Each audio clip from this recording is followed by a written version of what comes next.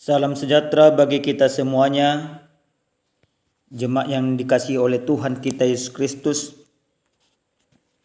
Mari kita satukan hati kita bersatu dalam doa. Kami memuliakan nama-Mu Tuhan, dan kami bersyukur untuk semua kebaikan Tuhan dalam hidup kami. Kami memuliakan nama-Mu, lewat kesediaan kami mau mendengarkan firman Tuhan. Biarlah kiranya Tuhan memberkati dan melindungi kami, bahkan menuntun kami dengan Roh Kudus-Mu, supaya kami memahami dan mengerti maksud dari firman Tuhan. Dalam nama Yesus, kami siap mendengarkan firman Tuhan.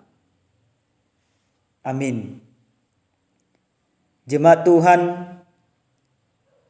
yang terkasih dalam Kristus Yesus, kebenaran firman Tuhan yang menyapa kita pada saat ini tertulis dalam kitab Yohanes pasal 10 ayat pertama sampai dengan ayat yang ke-10. Demikian firman Tuhan.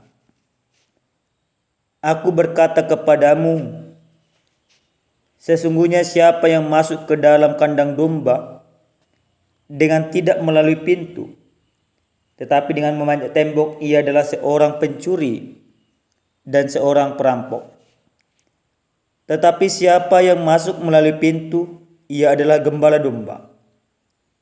Untuk dia penjaga membuka pintu, dan domba-domba mendengarkan suaranya, dan ia memanggil domba-dombanya masing-masing menurut namanya dan menuntunnya keluar. Jika semua dombanya telah dibawanya keluar, ia berjalan di depan mereka, dan domba-domba itu mengikuti dia karena mereka mengenal suaranya. Tetapi seorang asing pasti tidak mereka ikuti, malah mereka lari daripadanya, karena suara orang-orang asing tidak mereka kenal. Itulah yang dikatakan Yesus dalam perumpamaan kepada mereka, tetapi mereka tidak mengerti apa maksud ia berkata demikian kepada mereka. Maka kata Yesus lagi, aku berkata kepadamu, sesungguhnya akulah pintu ke domba-domba itu. Semua orang-orang yang datang sebelum aku adalah pencuri dan perampok, dan domba-domba itu tidak mendengarkan mereka. Akulah pintu.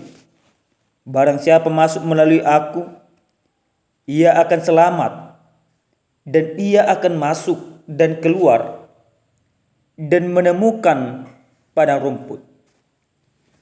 Pencuri datang hanya untuk mencuri dan membunuh dan membinasakan. Aku datang supaya mereka mempunyai hidup dan mempunyainya dalam segala kelimpahan. Sampai di sana pembacaan kebenaran firman Tuhan. Bapak Ibu yang dikasihi oleh Tuhan kita Yesus Kristus, tentu Yesus selama dia hidup di tengah-tengah dunia ini dan berada di antara para murid, ada banyak cara yang Yesus sampaikan, yang Yesus ajarkan tentang kerajaan Allah, dan juga tentang kasih dan kebaikan Tuhan. Ada berupa perumpamaan, ada berupa mujizat, ada berupa sindiran dan lain sebagainya. Jemaat yang dikasihi Tuhan, dalam sabda Tuhan yang sampai kepada kita pada saat ini, Yesus mengajar para murid dan orang-orang sekitarnya melalui sebuah perumpamaan. Yesus mengumpamakan dirinya sebagai pintu dan sebagai gembala. Perumpamaan ini sering sekali disebut sebagai perumpamaan alegori ataupun metafor, atau yang lebih sering dikenal sebagai simili alegoris, yang artinya Yesus menggambarkan sesuatu yang pernah didengar yang terjadi di tengah-tengah bangsa itu, dan dia menjadi bagian daripada gambaran yang disampaikan oleh Yesus itu sendiri. Maka apa yang dikatakan Yesus dalam firman Tuhan ini? Dalam ayat yang pertama jelas di sana dikatakan, aku berkata kepadamu, sesungguhnya siapa yang masuk ke dalam kandang domba dengan tidak melalui pintu, tetapi dengan memanjat tembok, ia adalah seorang pencuri dan seorang perampok. Lalu dalam ayat kedua, tetapi siapa yang masuk melalui pintu, ia adalah gembala domba. Nah, Bapak Ibu yang dikasihi Tuhan, perumpamaan yang dibangun oleh Yesus di sini adalah benar-benar yang terjadi dalam konteks orang Yahudi pada saat itu, di mana orang-orang Yahudi dan kehidupan mereka yang cenderung sebagai gembala, sebagai peternak, ketika mereka mengembalakan domba-dombanya, mereka akan menjaga domba-domba itu dengan baik. Bahkan memang dalam konteks mereka pada saat itu ada gembala-gembala upahan yang taunya hanya menjaga, yang taunya menyesatkan, dan tidak dari hati mereka melakukan pengorbanan untuk menjaga kawanan domba itu. Bahkan ketika mereka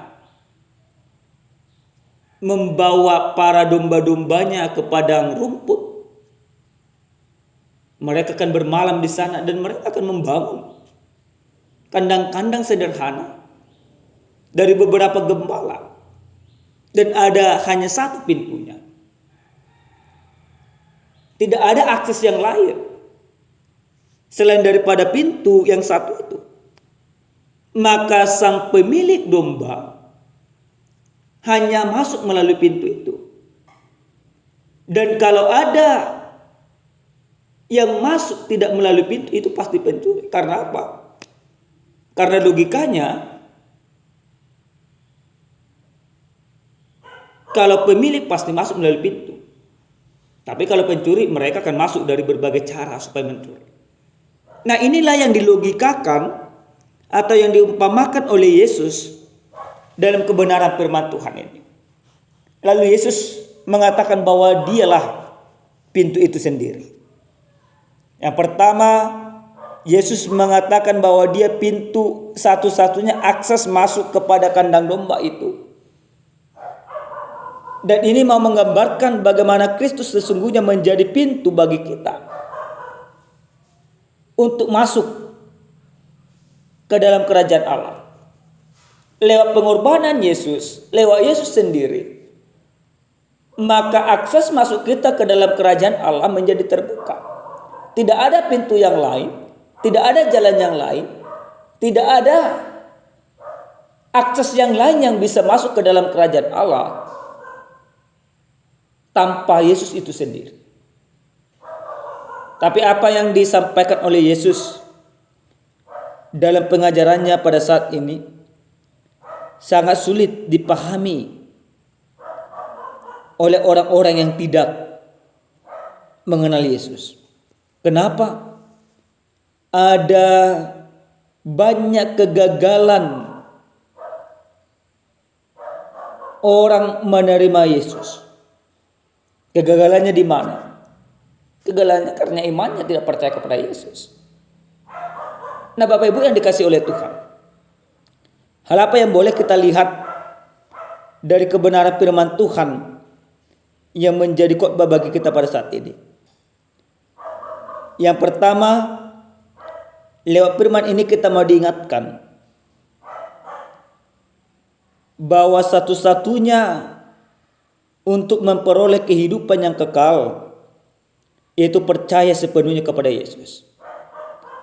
Yesus adalah pintu untuk kita mengerti segala kehendak dan jalan-jalan Tuhan.